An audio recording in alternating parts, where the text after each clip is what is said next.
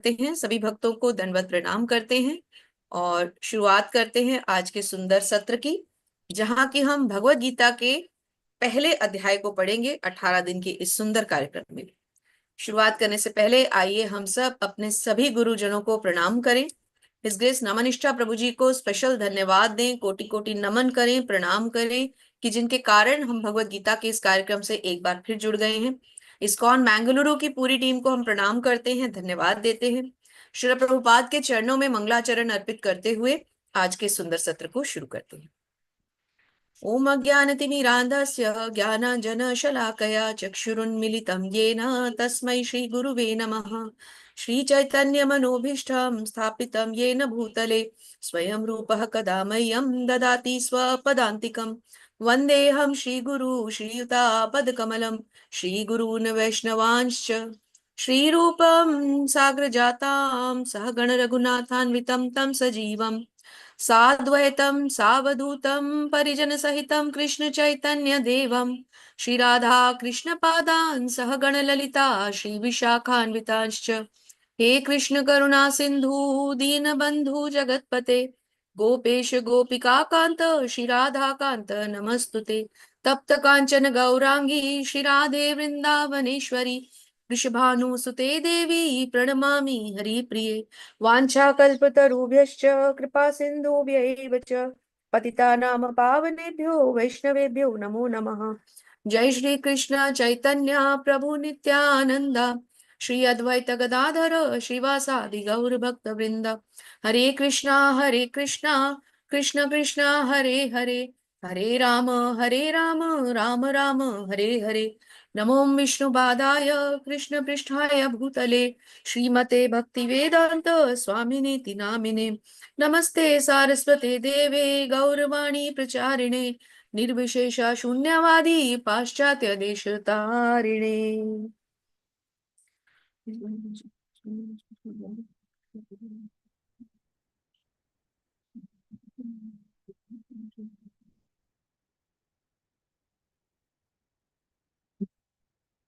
सभी शिक्षा और दीक्षा गुरुओं की जय।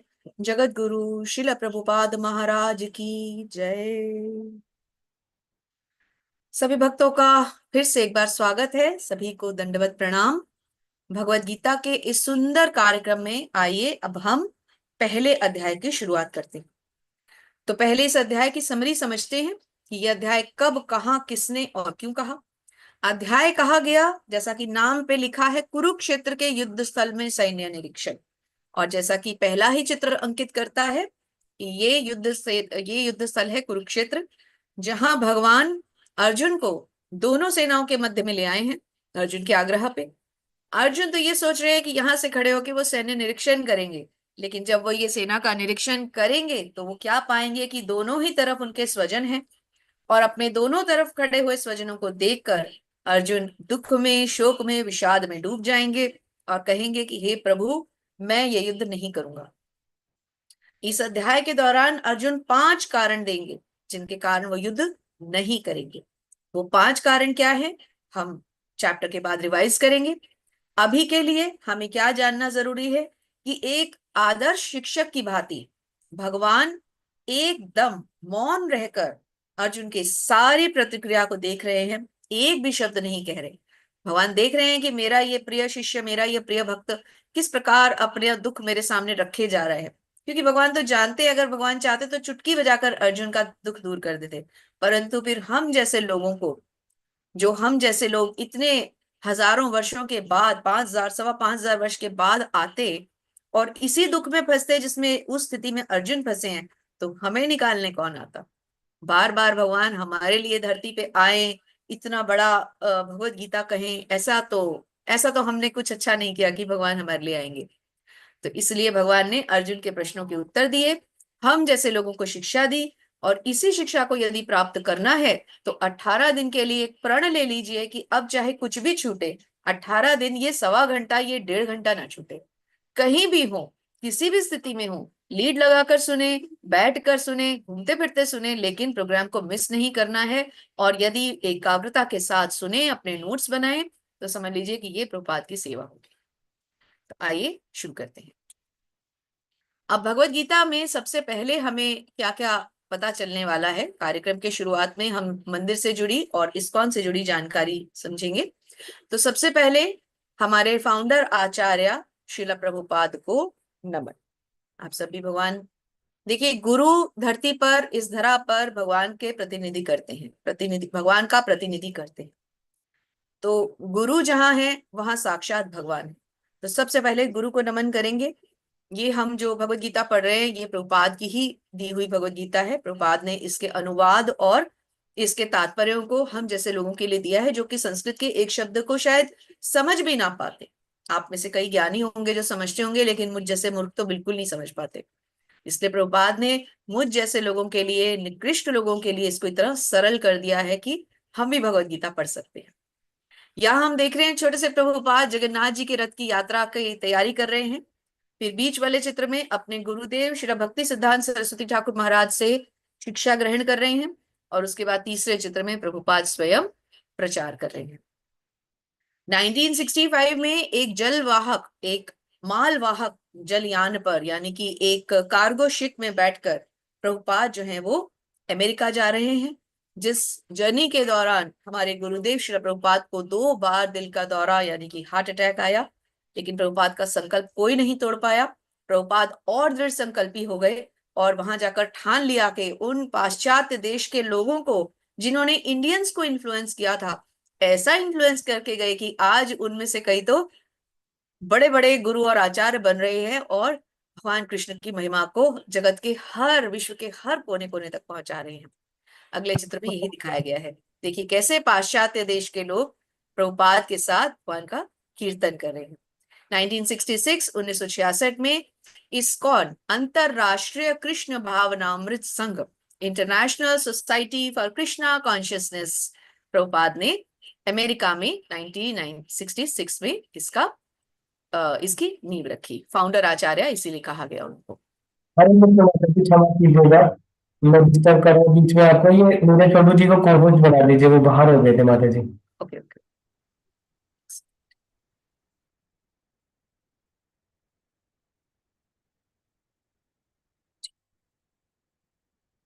आई थिंक बन गए हैं शायद। जी जी, क्षमा माता जी, वो नहीं, नेटवर्क की वजह से मैं बाहर हो गया। No problem.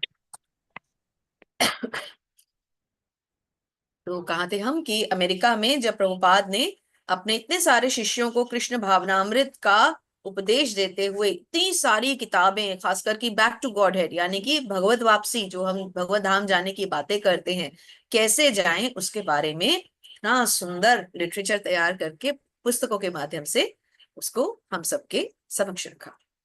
दर्शन कीजिए भगवान के सुंदर रूप। श्री श्री राधा गोविंद भगवान की जय। श्रीमती राधा रानी के सुंदर दर्शन, इसमें चरण नहीं दिख पाएंगे। हालांकि जब भी हम भगवान के विग्रहों का दर्शन करते हैं, आप में से जिनको, जो नए हैं, जिनको जानकारी नहीं है, कभी भी स्ट्रेट भगवान की आंखों में या उनके मुखमंडल पे नहीं देखते। पहले उनके चरणों को देखते हैं, फिर धीरे धीरे नीचे से ऊपर उनको निहारना शुरू करते हैं। चरण दिखते हैं, फिर उनके ऊपर डले हुए बड़े बड़े सुंदर सुंदर हार देखिए। फिर थोड़ा और ऊपर आते हैं तो उनके कमर में बंधी हुई इतनी सुंदर उनकी तगड़ी देखिए। फिर उनके कर कमल देखिए, उनके द्विभुज में जो सुंदर वंशी है वो देखिए, राधा रानी का श्रृंगार देखिए। फिर धीरे धीरे करके उनके नेत्रों की तरफ देखें, लेकिन भाव के साथ। और फिर देखते ही दंडवत, पूरा डंडे के जैसे गिर जाना है भगवान के दंडवत में कि भगवान हम आपकी शरण में आ गए हैं, हमें थाम लीजिए, उद्धार कीजिए। और इसीलिए इस्कॉन में हरे कृष्ण महामंत्र के समय दोनों हाथ उठाए जाते हैं। ये भुजाएं उठाकर हम उस छोटे बच्चे की तरह भगवान को कहते हैं कि जैसे छोटा बच्चा गोदी ले लो बोलता है, ऐसे भगवान हमें अपनी शरण में ले लो। ये हमारा भाव है। हरि बोल। आपने भाव दिखाया और पीछे से पुष्पों की वर्षा हो गई। हरि हरि बोल। बहुत सुंदर। इसके बाद हमारे हम सबके प्रिय इस्कॉन मैंगलुरु के प्रेसिडेंट, अध्यक्ष, हिज ग्रेस नामनिष्ठा प्रभु जी की जय। All glories to his grace Namanishtha Prabhu ji, जो कि स्वयं आईआईटी कानपुर से हैं, बीटेक किया। प्रभु जी बहुत ही एक समाज के बहुत ही उच्च वर्ग से आते हैं और प्रभु जी की एजुकेशन बहुत ऊंची रही। प्रभु जी का ऐसा था कि मैं बड़ी फॉर्चुनेट हूँ कि मैं प्रभु जी के जो पिताश्री हैं उनकी मैं स्टूडेंट हूँ, और मैं उनसे भागवतम पढ़ती हूँ सुबह। तो कभी कभी हमारे हिज ग्रेस गौरीश्याम प्रभु जी बताते हैं कि नमनिष्ठा प्रभु जी मेडिकल और इंजीनियरिंग दोनों में एक साथ इनका सिलेक्शन हुआ था, और बहुत सुंदर आगे डिग्री कंप्लीट करने के बाद, क्योंकि इन्होंने इंजीनियरिंग की, उसके बाद इनको बहुत अच्छे कॉर्पोरेट में बहुत हाई जिसे कहते हैं डेजिग्नेशन पे जॉब मिली। प्रभु जी ने कुछ टाइम कॉर्पोरेट्स को सर्व किया, लेकिन फिर भगवान ने बुलाया और प्रभु जी अपना जीवन भगवान की सेवा में समर्पित करने के लिए आ गए। और देखिए आज उनके कारण, अगर वो इंजीनियरिंग करते तो शायद कोई पुल बना लेते, कोई रेलवे कर लेते काम, कोई साइंटिस्ट बन जाते, लेकिन ये नहीं होता जो आज हो रहा है। आज वो क्या तैयार कर रहे हैं? कृष्ण भक्त। कितने लोगों का उद्धार कर रहे हैं। हम लोग जो भगवत गीता भागवतम पढ़ रहे हैं, यदि हमारा उद्धार हो गया तो हमारे सूत्रधार कौन होंगे? इस देश नमनिष्ठा प्रभु जी। तो उनको धन्यवाद देना कभी ना भूलिए। अपने हर प्रोग्राम में मैं उन्हें हृदय से धन्यवाद देती हूँ, और आप सब भी इस परंपरा को आगे जरूर बढ़ाइए।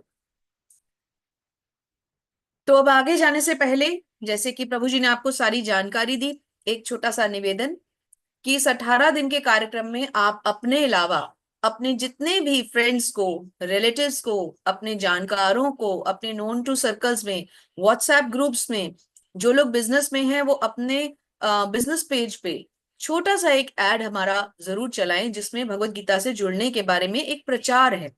यही प्रचार चाहिए हमें, और हमें कोई लक्ष्मी सेवा, कोई दान दक्षिणा नहीं चाहिए। इस्कॉन मैंगलुरु सारी सेवाएं फ्री में देता है।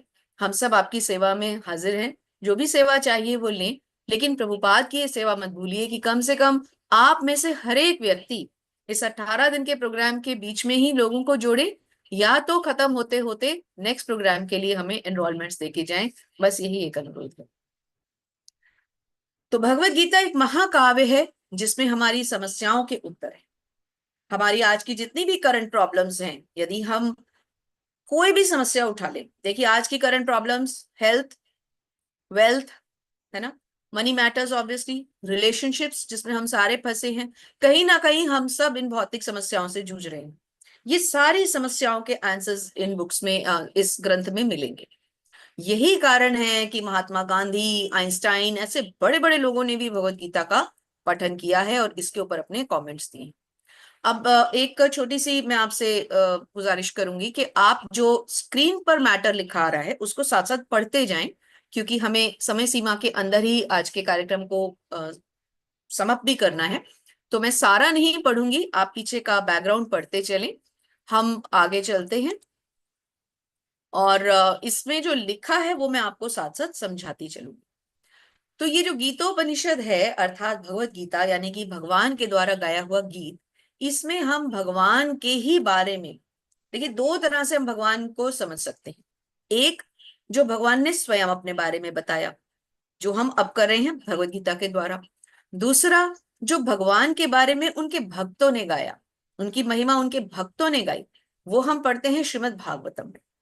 तो आप इन दोनों ही चीजों से जुड़े। भगवत गीता में भगवान के द्वारा भगवान को समझे, श्रीमद् भागवतम में उनके भक्तों के द्वारा भगवान को समझे। और ये दो ऐसे महाग्रंथ हैं जिनको पढ़ लेने से कोई भी मनुष्य इस भवसागर से पार हो सकता है। बहुत आसानी से हम अपनी प्रॉब्लम से बाहर आ सकते हैं, भवबंधन से छूट सकते हैं। तो अब आप में से जो भक्त पढ़ना चाहते हैं वो हैंड रेज करके रखें, और हमारे जो एडमिन्स और को-होस्ट्स हैं वो आपको चांसेस देते रहेंगे। अर्जुन की माया को श्री कृष्ण की व्यवस्था समझना होगा। यदि अर्जुन भ्रमित नहीं होते तो श्री कृष्ण को भगवत गीता बोलने की कोई आवश्यकता नहीं होती। अर्जुन भगवत गीता के स्पष्ट पहले ही श्रोता है, फिर भी भगवत गीता सभी के हित के लिए। हालांकि अर्जुन ने सबसे पहले भगवत गीता को समझा, परंतु और भी जो लोग हमारे जैसे श्रोता जो आज आ रहे हैं वो भी इस रहस्य को जान सकते हैं। तो इस रहस्यमयी यात्रा की शुरुआत आप सब भक्तों के साथ। हरि बोल। तो अब हम गीता महात्म्य पढ़ेंगे, और इस गीता महात्म्य के द्वारा हम जानेंगे कि जो आदि शंकराचार्य जी हैं, जिनको कि हम एक निर्विशेषवादी समझते हैं, उन्होंने भी भगवत गीता की कितनी महिमा गाई है। तो हम श्लोक भी पढ़ेंगे और इसके अनुवाद भी पढ़ेंगे। तो शुरुआत करती हूँ। हरे कृष्णा, हरि बोल, स्वर्णकांति माता जी, दंडवत प्रणाम। अनम्यूट कर ले माता जी। मैं आपको ऑप्शन देती हूँ। गीता शास्त्रम इदं पुण्यम यः पठेत प्रयतः पुमान् विष्णोः पादम अवाप्नोति भयशोकादिवर्जितः। हरे कृष्ण माता। हरे कृष्ण माता जी, दंडवत प्रणाम। धन्यवाद। भगवत गीता दिव्य साहित्य है जो इसे ध्यान पूर्वक पढ़ता है और इसके उपदेशों का पालन करता है, वह भगवान विष्णु का आश्रय प्राप्त करता है, जो कि समस्त भय तथा चिंताओं से मुक्त है। हरि बोल माता। हरे कृष्ण माता।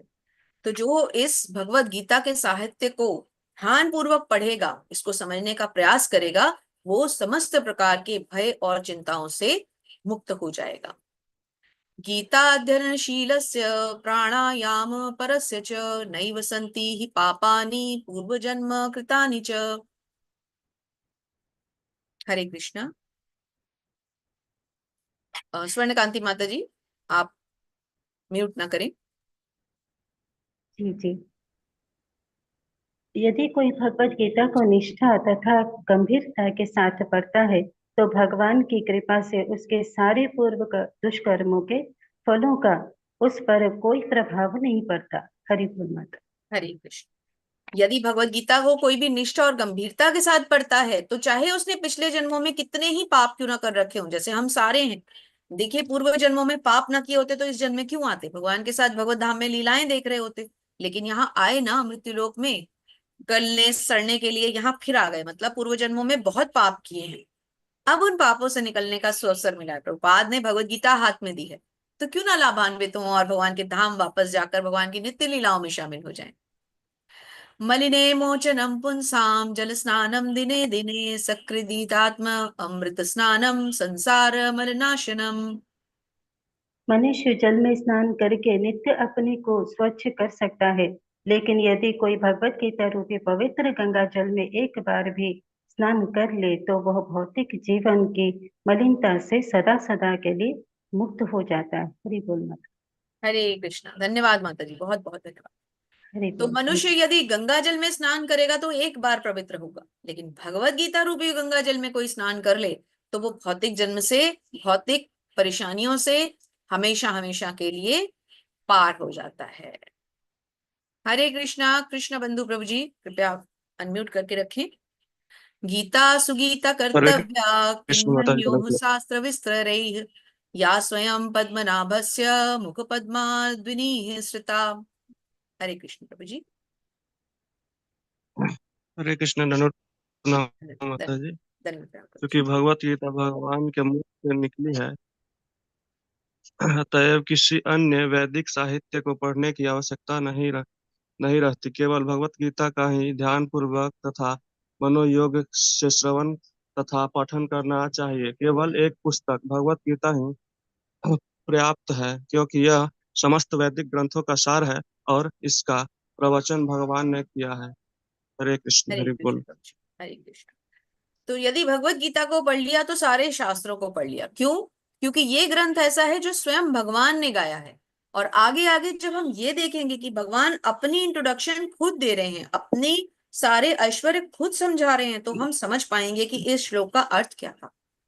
भगवान को जान लिया तो और क्या शेष रह गया जानने के लिए, और वो भी जबकि भगवान स्वयं अपने बारे में बता रहे हो। तो भारता अमृत सर्वस्यं विष्णु वक्त्राद्विनिः श्रुतं गीता गंधो कदम पीत्वा पुनर्जन्म न विद्यते। प्रभु जी। जो गंगा जल पीता है वह मुक्ति प्राप्त करता है, अतएव उसके लिए क्या क्या कहा जाए जो भगवत गीता का अमृत पान करता हो। भगवत गीता महाभारत का अमृत है और इसे भगवान श्री कृष्ण मूल विष्णु ने स्वयं सुनाया है। हरि बोल। हरे कृष्ण। धन्यवाद प्रभु जी। तो जो गंगा जल पीता है वो मुक्ति प्राप्त करता है, लेकिन जो भगवत गीता का अमृत पान करता है उसके बारे में क्या कहा जाए, वो तो मुक्त नहीं होता, भगवत धाम चला जाता है परमानेंट। अर्थात इस मृत्यु, जब हमारी मृत्यु होगी तो हम अगले जन्म में फिर से सड़ने के लिए यहाँ नहीं आएंगे, फिर से कर्म के बंधनों में नहीं बंधेंगे, फिर से कर्म जन्म भोगने के लिए नहीं आएंगे। जब मृत्यु होगी तो सीधा भगवान के धाम जाके उनकी नित्य लीलाओं में शामिल हो जाएंगे। हरि बोल। हरे कृष्णा। श्रुति माता जी कृपया करके अनम्यूट रही। सर्वोपनिषदो गावो दोग्धा गोपाल नंदनः पार्थो वत्सः सुधिभोक्ता दुग्धम गीतामृतम महत्। हरे कृष्ण माता जी। हरे कृष्ण। ये गीतोपनिषद भगवत गीता जो समस्त उपनिषदों का सार है, गाय के तुल्य है और ग्वालबाल के रूप में विख्यात भगवान कृष्ण इस गाय को दूह रहे हैं। अर्जुन बच्चे के समान है और सारे विद्वान तथा शुद्ध भक्त भगवत गीता के अमृत में दूध का पान करने वाले हैं। हरि गीता बोल। तो कैसे बताया गया है? गीता क्या है? भगवत गीता गाय के तुल्य है। ग्वाल बाल कौन है? स्वयं भगवान कृष्ण है जो इस गाय को दुह रहे हैं। अर्जुन कौन है? उस बछड़े के समान है जो इस अमृत का पान करने के लिए खड़ा है। और हम सब कौन है? हमारी तो पता नहीं बारी भी आएगी या नहीं, लेकिन ऐसा नहीं है। भगवान अपने हर भक्त को अपना प्रसाद देते हैं। यदि हम सच्चे हृदय से भगवान को स्मरण करें, यदि पूरा पूर्ण समर्पण करते हुए हम भगवत गीता को सीखें, समझें, अध्ययन करें, तो गुरु हमसे प्रसन्न होंगे। और जब गुरु हमसे प्रसन्न होंगे तो भगवान से हमारी अप्रोच लगाएंगे कि ये बच्चे बहुत अच्छे हैं, इनको भी अपनी शरण में ले लीजिए। और जब गुरु ने वहां पर हमारी अप्रोच लगा दी तो फिर हमारा एडमिशन तो पक्का है। हरि बोल। एकम शास्त्रम देवकी पुत्र गीतम एको देवो देवकी पुत्र एव एको मंत्रस्य तस्य नामानि यानि कर्माप्ययेकं तस्य देवस्य सेवा। हरे कृष्ण माता जी। हरे कृष्णा। आज के युग में लोग एक शास्त्र, एक ईश्वर, एक धर्म तथा एक वृत्ति के लिए अत्यंत उत्सुक हैं। अतएव सारे विश्व के लिए केवल एक शास्त्र भगवद गीता हो, सारे विश्व के लिए एक ईश्वर हो, देवकी पुत्र श्री कृष्ण, एक मंत्र, एक प्रार्थना हो, उनके नाम का कीर्तन, हरे कृष्ण कृष्ण कृष्ण हरे हरे, हरे राम राम राम हरे हरे, केवल एक ही कार्य हो, भगवान की सेवा। गीता महात्म्य 7। हरे कृष्ण। हरे कृष्ण। थैंक यू माता जी। तो हरे एक ही शास्त्र काफी है हमारे लिए, बजाय इसके कि हम अलग अलग ग्रंथों को पढ़ें, अलग अलग वक्ताओं के पास जाएं, अलग अलग ढंग से श्रवण करें। नहीं, परंपरा को फॉलो करेंगे, प्रभुपाद और प्रभुपाद के शिष्यों के लिखे हुए ग्रंथों को पढ़ेंगे, आचार्यों के लिखे हुए ग्रंथों को समझेंगे। जाना है तो एक ही धाम है, वृंदावन धाम, मथुरा धाम, नवदीप धाम, मायापुर धाम, ताकि हम भगवान को पूरी तरह से शरणागत हो सके, भगवान से जुड़े हुए भक्तों की सेवा करेंगे। भगवत गीता का पठन, पाठन, अध्ययन, प्रचार, प्रसार, ये सब कुछ गुरु की सेवा है। और यदि हम हरे कृष्णा महामंत्र की सेवा कर रहे हैं तो उसमें सब कुछ शामिल है, क्योंकि भगवान और भगवान का नाम अभिन्न है। तो इसलिए हमें ये सुंदर मौका मिला है, इसे हम बिल्कुल भी ना। हरि बोल। भगवान के दर्शन कीजिए। हरे कृष्णा। हरि बोल। तो एक बार रिक्वेस्ट करूंगी हमारे एडमिन और को होस्ट प्रभु जी, कृपया करके 1 मिनट के लिए सबको अनम्यूट कर दें ताकि हरे कृष्णा महामंत्र का हम एक बार सब जने उच्चारण कर सकें। तो 3 बार हम लोग हरे कृष्णा महामंत्र का उच्चारण करेंगे। प्रभु जी आपको अनम्यूट का ऑप्शन दे रहे हैं, कृपया करके सभी लोग अपना अपना माइक ओपन करें, अनम्यूट करें, दोनों भुजाएं उठा के भगवान के स्वागत के लिए, भगवत गीता की शुरुआत के लिए आइए भगवान के नामों से हम शुरू करें। 3 बार उच्चारण करेंगे। हरे कृष्णा कृष्णा कृष्णा हरे हरे, हरे राम राम राम हरे हरे। कृपया सभी लोग बोल सकते हैं, अनम्यूट कर लें, सभी लोगों को बोलने का चांस दे दीजिए। चलिए मैं 3 बार पूरा करती हूँ। हरे कृष्णा कृष्णा कृष्णा हरे हरे, हरे राम राम राम हरे हरे, हरे कृष्णा कृष्णा कृष्णा हरे हरे, हरे राम राम राम हरे हरे। हरि बोल। भगवान के सुंदर दर्शन, भगवान के नामों का उच्चारण और पहले अध्याय की शुरुआत। तो पहले अध्याय का पहला श्लोक कौन कहने जा रहे हैं? धृतराष्ट्र। धृतराष्ट्र कहाँ बैठे हैं इस समय? धृतराष्ट्र तो युद्ध भूमि में नहीं गए, जन्मांध थे और आंखों के साथ साथ उनके मस्तिष्क पर भी पट्टी है। वो समझ नहीं पा रहे कि उनके पुत्र अधर्मी हैं और वो धर्म यानी स्वयं भगवान श्री कृष्ण का साथ न देकर अपने अधर्मी पुत्रों का साथ दे रहे हैं। तो पहला श्लोक धृतराष्ट्र कहते हैं, धर्म क्षेत्रे कुरुक्षेत्रे समवेतायुयुत्सवः मामकाः पांडवाश्चैव किम कुर्वत संजय। धृतराष्ट्र कहते हैं, हे संजय, धर्म भूमि कुरुक्षेत्र में युद्ध की इच्छा से एकत्र हुए मेरे और पांडु के पुत्रों ने क्या किया। यही लाइन खींचती, मेरे पुत्र और पांडु के पुत्र। अपने अनुज पुत्र नहीं कहा, मेरे पुत्र नहीं कहा, मेरे भतीजे नहीं कहा, मेरे पुत्र, पांडवों के पुत्र, दोनों के बीच में क्या। तो यहीं से उनकी ईर्ष्या नजर आती है ना। अच्छा, एक चीज हम इस भगवत गीता के कार्यक्रम के दौरान श्लोक भी सीखेंगे। तो ये जो पहला श्लोक आपने अभी देखा, इस श्लोक को हम याद करेंगे, कोशिश करेंगे। 18 अध्याय हैं, तो अगर कुछ लोग कुछ अध्यायों में 3-3 4-4 श्लोक भी बहुत इंपॉर्टेंट है, अगर सारे ना याद कर पाए तो लगभग 18 दिन में 18 श्लोक जरूर याद करने का प्रयास करेंगे। तो आज की जो हमारी एक्सरसाइज है वो ये पहला श्लोक है। तो आप लोग अपनी भगवत गीता में पहला श्लोक मार्क कर लें।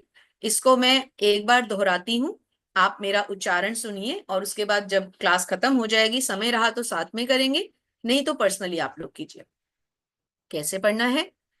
धर्म क्षेत्रे कुरुक्षेत्रे समवेतायुयुत्सवः मामकाः पांडवाश्चैव। यहाँ पे श और च मिला है तो पांडवाश्चैव डबल ए है, तो ए ना बोल के संस्कृत में आई हो जाता है।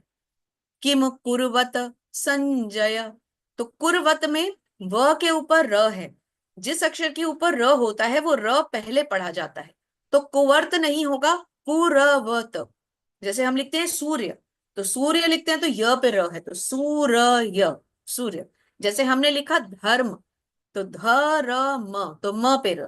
तो जिस अक्षर पे र है तो र पहले आएगा, अक्षर बाद में आएगा, तो कुरवत, है ना। धर्म क्षेत्रे कुरुक्षेत्रे समवेतायुयुत्सवः, विसर्ग लग गया तो सवः, मामकाः पांडवाश्चैव किम कुर्वत संजय। एक बार और दोहराती हूँ। धृतराष्ट्रवाच धर्म क्षेत्रे कुरुक्षेत्रे समवेतायुयुत्सवः मामकाः पांडवाश्चैव किम कुर्वत संजय। तो ये आपको मीटर भी याद रखना है, गाने की लय, और धीरे धीरे करके एक एक श्लोक भी याद करना है। हरे कृष्णा। श्रेया सिंह माता जी, कृपया अनम्यूट करें। हरे कृष्ण मैया, दंडवत प्रणाम। धन्य प्रणाम माता जी। महाभारत में वर्णित धृतराष्ट्र तथा संजय की वार्ताएं इस महान दर्शन के मूल सिद्धांत का कार्य करती हैं। माना जाता है कि इस दर्शन की प्रस्तुति कुरुक्षेत्र के युद्ध स्थल में हुई, जो वैदिक युग में पवित्र तीर्थ स्थल रहा है। इसका प्रवचन भगवान द्वारा मानव जाति के पथ प्रदर्शन हेतु तब किया गया जब वे इस लोक में स्वयं उपस्थित थे। हरे बोल। हरे कृष्ण मैया। हरे कृष्ण माता जी। तो कहां पर ये क्यों कहा गया, जब युद्ध छिड़ गया और सब पांडव कौरव युद्ध भूमि में एक दूसरे के ऑपोजिट जाके खड़े हो गए, तो धृतराष्ट्र वहां नहीं जा पाए। तो धृतराष्ट्र को कौन ये समझा रहे हैं, संजय सुना रहे हैं। और संजय कौन है, व्यास देव जी के शिष्य। और शिला व्यास देव जी ने क्या किया, संजय को दिव्य दृष्टि प्रदान की। देखिए गुरु की महिमा, गुरु अपने शिष्य को कुछ भी दे सकते हैं। गुरु ने ऐसी दृष्टि प्रदान की जिससे कि संजय वहीं पर हस्तिनापुर में बैठे बैठे धृतराष्ट्र को पूरा वृतांत देख करके, जैसे आज की डेट में हम टीवी पे देखते हैं, जाने ऐसा कौन सा सैटेलाइट की व्यवस्था की होगी गुरुदेव ने अपने शिष्य के लिए, लेकिन संजय के पास वो दिव्य दृष्टि है जिससे संजय धृतराष्ट्र को सारा वृतांत सुना रहे हैं। जी माता जी, आगे बढ़िए। श्रेया माता जी। जी मैया। हे माता जी, सेकंड पहले ना। जी ठीक है। ये आपको स्क्रीन पे नजर आ रहा होगा माता जी। संजय ने कहा। जी माता जी। संजय ने कहा, हे राजन, पांडु पुत्रों द्वारा सेना की व्यूह रचना देखकर राजा दुर्योधन अपने गुरु के पास गया और उनसे ये शब्द कहे। हे आचार्य, पांडु पुत्रों की विशाल सेना को देख, जिसे आपके बुद्धिमान शिष्य द्रुपद के पुत्र ने इतने कौशल से व्यवस्थित किया है। तो दुर्योधन जो है वो एकदम क्रोध का बिल्कुल अंबार है। तो जैसे ही उनकी सेना को देखा तो भागा भागा कहाँ गया, जाके अपने गुरु के पास, गुरु द्रोण के पास बोलता है, पांडु पुत्रों की विशाल सेना देखें, जिसे आपके बुद्धिमान शिष्य द्रुपद के पुत्र ने, आपके बुद्धिमान शिष्य द्रुपद के पुत्र ने तो क्योंकि धृष्टद्युम्न जी के ये बनाया हुआ है। और वैसे तो द्रुपद जी और आचार्य द्रोण की एक अपनी भी स्टोरी है। मैं छोटा सा आपको उसका एक छोटी सी कहानी बता देती हूँ कि जो द्रुपद और आचार्य द्रोण थे, ये आपस में बहुत अच्छे मित्र थे। किसी कारण से इन दोनों की आपस में अनबन हो गई, और जब आचार्य द्रोण बहुत ही दरिद्र अवस्था में थे तो वो द्रुपद के पास कुछ मांगने के लिए गए कि मेरी थोड़ी हेल्प कर दो। बहुत दरिद्र अवस्था में थे, तो द्रुपद ने वहां पर कुछ ऐसा उनको कहकर अपमानित किया कि जो मित्रता होती है वो बराबर वालों में होती है, तुम किस हक से मेरा आधा मांग रहे हो? क्योंकि बचपन में कभी इनका ऐसा एसोसिएशन रही कि कहा होगा एक दूसरे को कि जो कुछ भी है आधा आधा है, जैसे आजकल हम लोग कभी कभी बचपन में अपने फ्रेंड्स के साथ कर लेते हैं। तो आचार्य द्रोण को ये गुस्सा रहा उनके मन में, वो गांठ बांध के वहां से आ गए। और उसके बाद जो है आचार्य द्रोण जो है वो क्योंकि इतने गुस्से से चले जाते हैं और द्रुपद और द्रोण की आपस में लड़ाई हो जाती है, तो आचार्य द्रोण अपने शिष्यों यानी कि कौरवों और पांडवों को द्रुपद जी को बंदी बनाने के लिए भेजते हैं कि उनसे लड़ाई करो और उस द्रुपद को जाओ बंदी बना के लाओ, तुम मेरे शिष्य हो, मेरे लिए ये करो। तो अर्जुन की सेना और अकेले अर्जुन ही काफी थे, तो वहां पर द्रुपद महाराज जो है वो परास्त हो जाते हैं, लेकिन वो उन्हें बंदी बनाकर छोड़ देते हैं, बोले जाओ मैंने तुम्हें माफ किया। अब इस अपमान को महाराज द्रुपद कैसे निगले? वो पुत्रेष्ठी यज्ञ करते हैं और उस यज्ञ से एक ऐसा पुत्र मांगते हैं कि इस यज्ञ का फल मुझे ये चाहिए कि एक ऐसा पुत्र मिले जो द्रोण का वध करे। तो किसकी उत्पत्ति होती है उस यज्ञ से? धृष्टद्युम्न की। और धृष्टद्युम्न का जब जन्म होता है अग्नि से, तो स्वयं याज्ञसेनी द्रौपदी उसी अग्नि के हवन कुंड से उत्पन्न होती है। तो इसीलिए द्रौपदी को याज्ञसेनी कहा जाता है, क्योंकि पंचाल की राजकुमारी थी, पांचाली कहा जाता है, क्योंकि द्रुपद की पुत्री थी, द्रौपदी कहा जाता है ना। तो ये इनकी एक पुरानी थोड़ी सी हमने बताई। जब कुरुवंश के वयोवृद्ध परम प्रतापी एवं वृद्ध पितामह ने सिंह गर्जना की सी ध्वनि करने वाले अपने शंख को उच्च स्वर से बजाया, जिससे दुर्योधन को हर्ष हुआ। अब महाराज जी जो हैं, दुर्योधन जी महाराज बड़े खुश हो रहे हैं कि चलो फाइनली युद्ध स्टार्ट हो गया। ये नहीं पता कि कितने शव गिरने वाले हैं। अभी भी चला जाए और भगवान की शरण में बैठ जाए तो युद्ध बच सकता है, लेकिन विनाश काले विपरीत बुद्धि। ततः श्वेतहैर्ययुक्ते महती स्यनन्दने स्थितौ माधवः पाण्डवाश्चैव दिव्यो शङ्खगौ प्रदमद्मतु। हरे कृष्णा। सुमन कालिया माता जी कृपया अनम्यूट करें। अनम्यूट हो ही नहीं रहा। ओके हरे कृष्णा जी। हरे कृष्ण माता जी। दूसरी ओर से श्वेत घोड़ों द्वारा खींचे जाने वाले विशाल रथ पर असीम श्री कृष्ण तथा अर्जुन ने अपने अपने दिव्य शंख बजाए। तो सबने अपने अपने दिव्य शंख शंख, सबने शंख बजा करके जो है युद्ध का एक घोष कर दिया कि भाई अगर आप युद्ध चाहते हो तो हम भी युद्ध चाहते हैं। चलिए नेक्स्ट स्लाइड पढ़ते हैं। जी माता जी ठीक है, मैं श्लोक पढ़ती हूँ। अथ व्यवस्थान दृष्टा धार्तराष्ट्रान् कपिध्वज प्रवृत्ते शस्त्र संपाते धनुरुद्यम्य पांडवः ऋषिकेशं तदा वाक्यम् इदमाह महीपते। जी हरे माता। कृष्णा जी। उस समय हनुमान से अंकित ध्वज लगे रथ पर असीम पांडुपुत्र अर्जुन तथा धनुष उठाकर पुत्र अर्जुन अपना धनुष उठाकर तीर चलाने के लिए उद्यत हुआ। हे राजा राजन धृतराष्ट्र के पुत्रों को व्यू में खड़ा देखकर अर्जुन ने श्री कृष्ण से ये वचन कहे। तो अब इस व्यू में खड़े देख करके धृतराष्ट्र के पुत्रों को वहां खड़ा देख करके देखिए अर्जुन क्या कह रहे हो। यहाँ इंपॉर्टेंट वर्ड क्या है? कपिध्वज।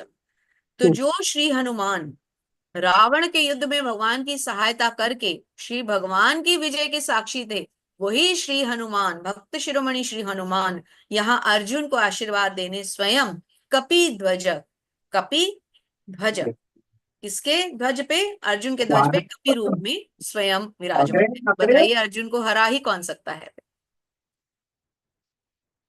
हरे कृष्णा। गौरी देवी दासी माता जी हरे कृष्णा, दंडवत प्रणाम आपको। कृपया अनम्यूट करें। गौरी माता जी अनम्यूट करें।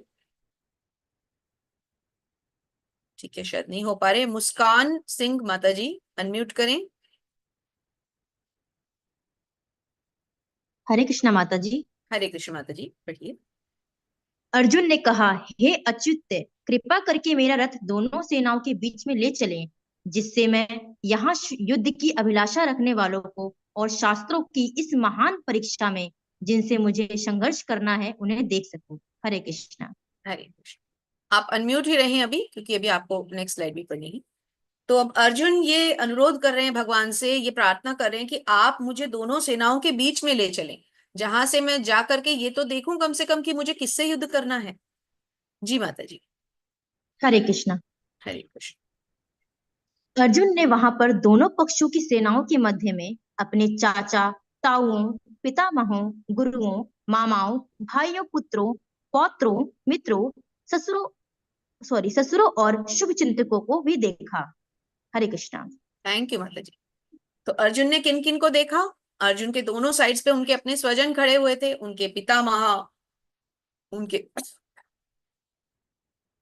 सॉरी उनके पितामह, उनके गुरुजन, उनके मामा, उनके भाई, पुत्र, श्वशुर, मतलब क्योंकि सारे दोनों तरफ रिलेटिव्स तो अपने ही हैं।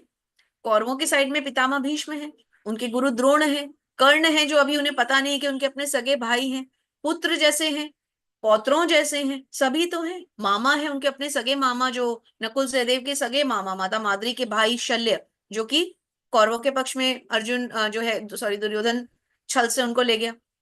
तो सभी तो उधर हैं। तो उन्हें देख के अर्जुन को कैसा लगेगा? एक बार आप अपने को अर्जुन की जगह रख के देखिए कि कैसा लगेगा कि अपने गुरु पे कैसे बाण चलाऊं, अपने पितामह पे कैसे बाण चलाऊं, है ना। अर्जुन उवाच दृष्ट्वेवं स्वजनं कृष्ण युयुत्सं समुपस्थितं सीदन्ति मम गात्राणि मुखं च परिशुष्यति। हरे कृष्णा। मंजू माता जी।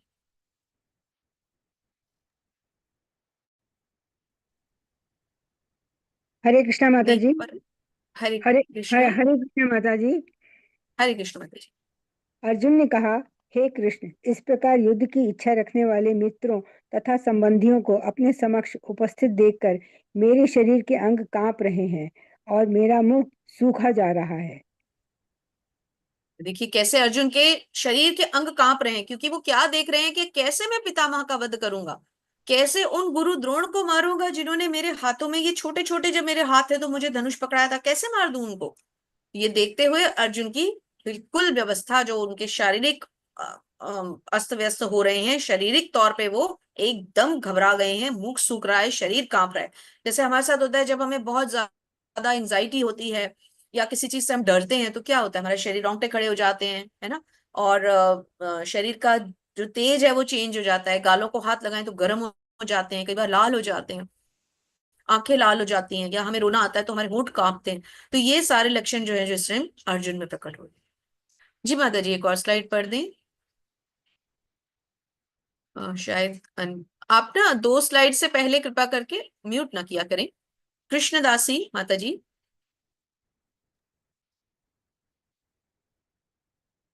जी माता जी। हरे कृष्ण।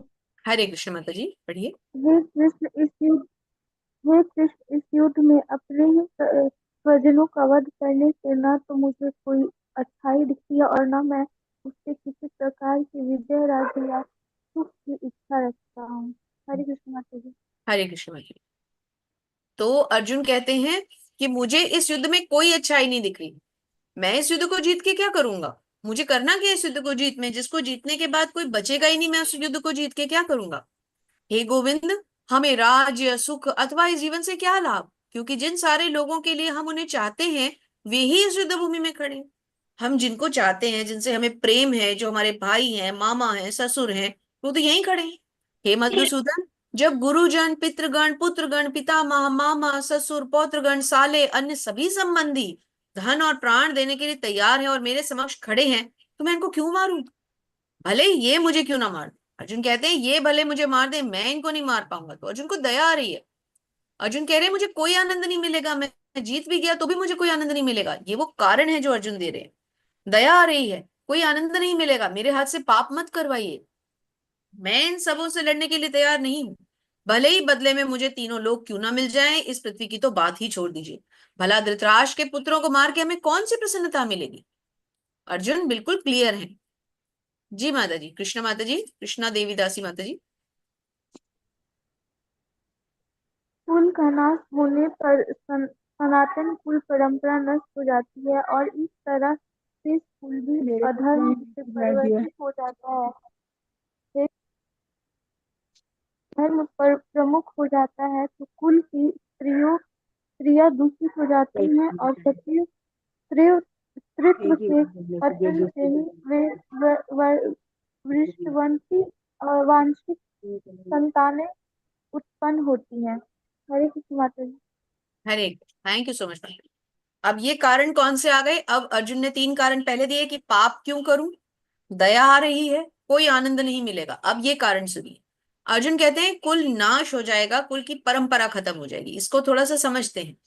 क्यों ऐसा कहा अर्जुन ने? क्योंकि जब किसी कुल में इतने सारे वयोवृद्ध मारे जाएंगे, सैनिक के रूप में युवक मारे जाएंगे, तो उनकी जो पत्नियां होंगी, युवतियां हैं, और बहुत ही कम आयु में जो युवती, जब उनके पति का देहांत हो जाता है तो युवती का मन कुछ समय के बाद भटकना भी शुरू हो सकता है। हो सकता है ऐसी युवतियां किसी अन्य पुरुष के साथ संबंध बना ले। यदि ऐसा हुआ तो संतानें अवांछित हो जाएंगी, इलीगल संतानें उत्पन्न होंगी। तो क्या होगा? कहाँ एक सभ्य कुल था और कहाँ कुल नष्ट हो जाएगा। तो अर्जुन कह रहे हैं कि पूरी की पूरी परंपरा खराब हो जाएगी। और क्या होगा? जब वृद्ध कोई जाएगा दुनिया से, कोई वृद्ध मृत्यु को प्राप्त करेगा, उसका पिंडदान कौन करेगा? यंग बच्चे तो सारे सैनिक जो पुत्र थे वो तो मर गए, तो पिंड कौन दान करेगा? तो जब पिंड दान नहीं होगा, इसका मतलब वहां पर भी प्रॉब्लम हो जाएगी, पितृ प्रसन्न नहीं होंगे। तो ओवरऑल अर्जुन कह रहे हैं कि पूरी की पूरी सभ्यता का, समाज का ही विनाश हो जाएगा। तो मुझे इस अपराध से बचा लीजिए। हरे कृष्णा। अमिता बरनवाली माता जी, कृपया करके अनम्यूट रहे, मैं श्लोक पढ़ती हूँ। संकरो नरकायैव कुलघ्राणां कुलस्य च पतन्ति पितरो येषां लुप्तपिण्डोदको क्रियाः। अवांछित संतानों की वृद्धि से निश्चय ही परिवार के लिए तथा पारिवारिक परंपरा को विनष्ट करने वालों के लिए नारकीय जीवन उत्पन्न होता है। ऐसे पतित कुलों के पुरखे पितर लोग गिर जाते हैं, क्योंकि उन्हें जल तथा पिंड दान देने की क्रियाएं समाप्त हो जाती हैं। हरे कृष्ण। हरे कृष्ण माता जी, थैंक यू। यही पॉइंट जो अभी हमने डिस्कस किया, क्या कि अवांछित संतानें आएंगी तो पितरों को पिंडदान कौन करेगा? तो पिंडदान नहीं होगा तो पितर भी प्रसन्न नहीं होंगे, तो फिर आगे का समाज तो पूरा ही नष्ट हो जाएगा, भ्रष्ट हो जाएगी सभ्यता, है ना। तो अर्जुन आगे के फ्यूचर को फोर्सी करके इस युद्ध को लड़ना नहीं चाहते। संजय उवाच एवमुक्तवार्जुनः संख्ये रथोपस्थौपाविशत् विसज्य सशरं चापं विग्रममानसः। शौर्य प्रभु जी, शौर्य वर्मा। हरे कृष्ण माता जी। हरे कृष्ण प्रभु जी। संजय ने कहा, युद्ध भूमि में इस प्रकार कहकर अर्जुन ने अपना धनुष तथा बाण एक ओर रख दिए और संकोच संतप्त से रथ के आसन पर बैठ गए। हरि बोल। हरि हरि बोल। संजय कहते हैं कि इस प्रकार अर्जुन ने अपना धनुष बाण एक तरफ रख दिया और शोक संतप्त होकर के एक तरफ बैठ गए। हरे कृष्ण। हरे कृष्ण। तो अशोक प्रभु जी आप पढ़ने वाले थे, और एक माता जी हैं नीचे, रुचि माता जी, जिनका हैंड रेज था। अमित प्रभु जी भी हैं, तो और भी हैं कुछ भक्त, मोहिनी माता जी भी हैं। तो स्लाइड्स खत्म हो गई हैं इस अध्याय की, कोई बात नहीं, कल पढ़िएगा। कल आप लोग शुरू में ही हैंड रेज कर दीजिए ताकि आप सबसे पहले पढ़ लें। तो यहाँ हमारा ये अध्याय संपन्न होता है। हरे कृष्णा, हरि बोल। अब हम आपके प्रश्न लेंगे, परंतु उससे पहले हम अध्याय को समाप्त करेंगे एक छोटी सी समरी के साथ कि आज हमने क्या सीखा, किस प्रकार भगवान अर्जुन को दोनों सेनाओं के मध्य में लेके जाते हैं, जहां जाकर अर्जुन दोनों तरफ की सेनाओं को देख करके और एकदम से शोक युक्त हो जाते हैं कि मैं अपने पितामह, अपने गुरुजन, अपने पिता, पुत्र, पौत्र आदि लोगों का वध कैसे करूंगा। 5 कारण देते हैं जिनके कारण वो युद्ध नहीं करेंगे। ये इंपॉर्टेंट है, आपके क्विज में आएंगे। 5 कारण कौन से हैं? पहला कि उन्हें अपने स्वजनों के प्रति दया आती है। दूसरा कि उन्हें पाप न लगे। तीसरा कि उन्हें इस युद्ध को जीतने से कोई आनंद नहीं आएगा। अब ये पॉइंट क्या है, आनंद नहीं आएगा, इसको समझते हैं। यदि वो युद्ध जीते, यानी कि अगर वो जीतते हैं मतलब उनके भाई, उनका कौरव कुल नाश होता है, तो आनंद किस बात का। और यदि वो हारे, हारता कौन है? जो वीरगति को प्राप्त होता है। तो यदि मृत्यु हो गई तो आनंद कैसा। तो इसलिए यहाँ पर अर्जुन कह रहे हैं कि मैं दोनों ही तरफ से कोई भी कुछ नहीं करना चाहता हूं, मैं ये युद्ध ही नहीं लड़ना चाहता, है ना। तो यहाँ हमारा आज का अध्याय संपन्न होता है। और पांचवा कारण असमंजस। ये असमंजस कहाँ दूर होगा? अब अगले अध्याय यानी कि कल, यानी कि दूसरे अध्याय में। तो अब एक चीज ये कि हमें सबके प्रश्न भी लेने हैं, तो आप लोग अपने हैंड रेज सिर्फ वो लोग करें जिनके प्रश्न हैं। और उससे पहले एक निवेदन, कृपया करके अपने क्विज को पहले ही दिन से साथ साथ कंप्लीट करें, क्योंकि यदि क्विज कंप्लीट नहीं हुए तो आपके सर्टिफिकेट्स नहीं आएंगे, आपको नेक्स्ट लेवल में एडमिशन नहीं मिलेगा। तो हम आप सबसे अब प्रश्नों के लिए कहेंगे और उससे पहले यूट्यूब से सेशन को हम ऑफ करेंगे ताकि आप सब अपने प्रश्न कर सकें। निवेदन करती हूँ, रिक्वेस्ट करती हूँ, प्रार्थना है मेरी, कृपया करके जो अध्याय हमने पढ़ा इससे रिलेटेड प्रश्न करें तो वो हम सबके लिए उचित रहेगा। कभी भी हम किसी सेशन को एंड करते हैं तो वैष्णवों को प्रणाम करते हैं, और ये वैष्णव प्रणाम मंत्र है, आप इसे याद कर सकते हैं, गूगल पे टाइप करके ले सकते हैं। वांछा कल्पतरुभ्यश्च कृपा सिंधुभ्य एव च पतितानां पावनेभ्यो वैष्णवेभ्यो नमो नमः। हरे कृष्णा कृष्ण कृष्णा हरे हरे, हरे राम राम राम हरे हरे। तो इस वैष्णव प्रणाम मंत्र के बाद हम सबका धन्यवाद देते हैं, भगवान को याद करते हैं, प्रभुपाद का जय घोष करते हैं। तो एक बार सारा कंटिन्यूशन में कर रही हूँ, ये एक प्रोसेस है, आप सब समझ लें।